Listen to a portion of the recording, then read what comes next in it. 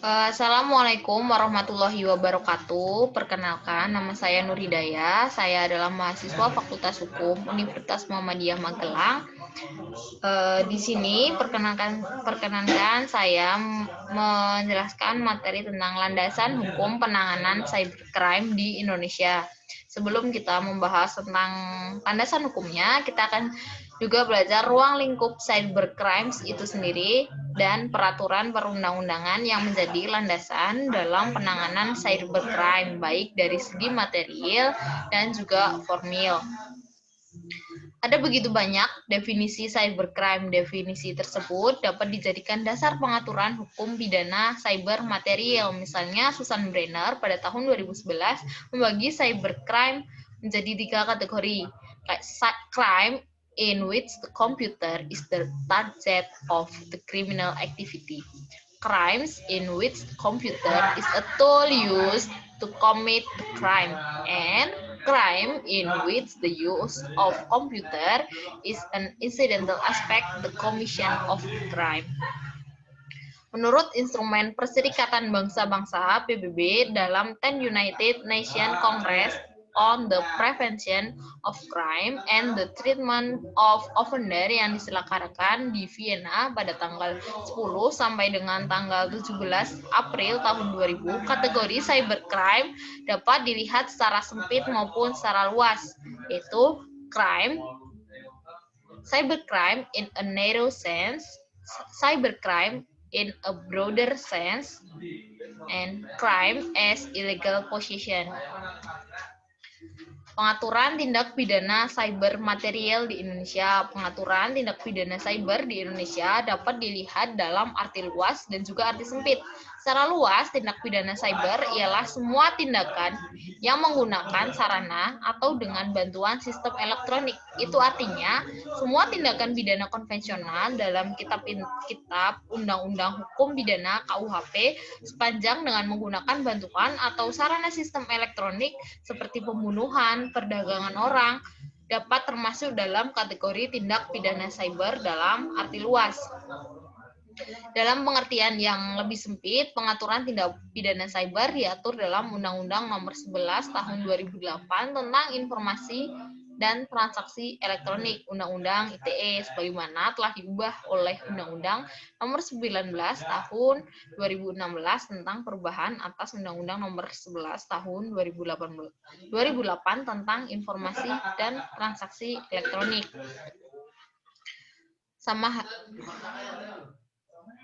Sama halnya dengan undang-undang seperti Convention on Crimes, Undang-Undang ITE tidak memberikan definisi mengenai cybercrimes, tetapi membaginya menjadi beberapa pengelompokan yang mengacu pada Convention on Cybercrimes. Kemudian tindak pidana yang berhubungan dengan aktivitas ilegal. Yang pertama, distribusi atau penyebaran, transmisi, dapat diaksesnya konten ilegal dengan cara apapun melakukan akses ilegal. Hal ini terdiri dari kesusilaan, perjudian, penghinaan dan atau pencemaran nama baik, kemudian pemerasan dan atau pengancaman.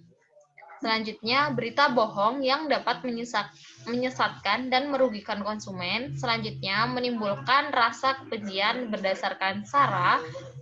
Yang terakhir yaitu mengirimkan informasi ancaman, kekerasan, atau menakut-nakuti yang ditujukan secara pribadi. Hal ini diatur dalam pasal 29 Undang-Undang ITE.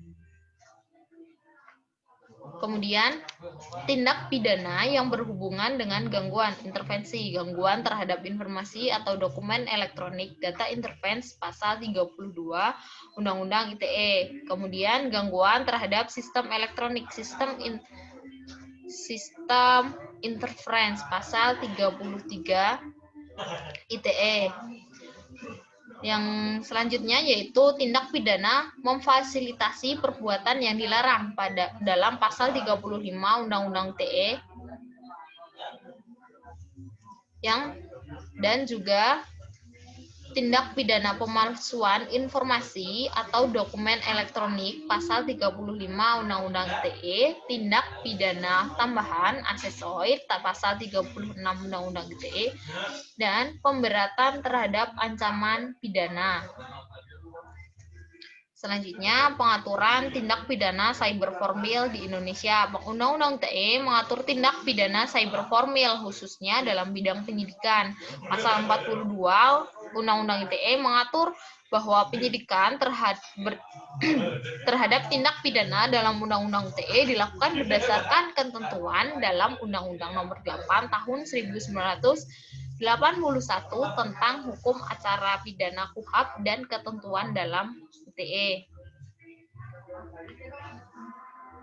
Selanjutnya, kekhususan Undang-Undang ITE dalam penyidikan antara lain yang pertama, penyidik yang menangani tindak pidana cyber ialah dari instansi Kepolisian Republik Indonesia atau pejabat pegawai negeri sipil, PPNS, Kementerian Komunikasi dan Informatika. Selanjutnya, nomor 2 yaitu penyidikan dapat dilakukan dengan memperhatikan perlindungan terhadap privasi, kerahasiaan, kelancaran layanan publik, integritas data, atau keutuhan data.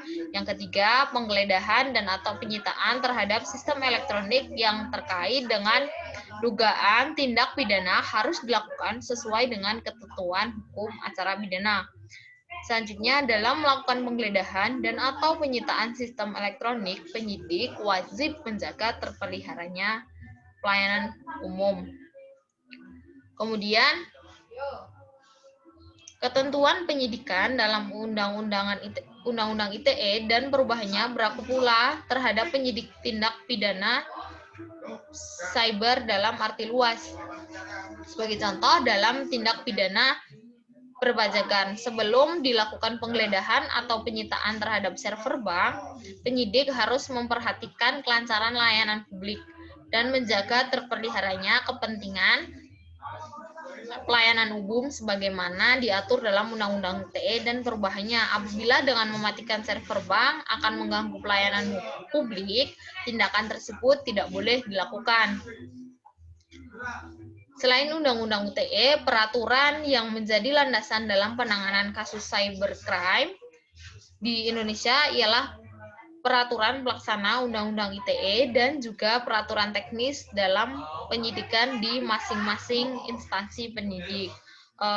Mungkin materi terkait tentang landasan hukum penanganan cybercrime di Indonesia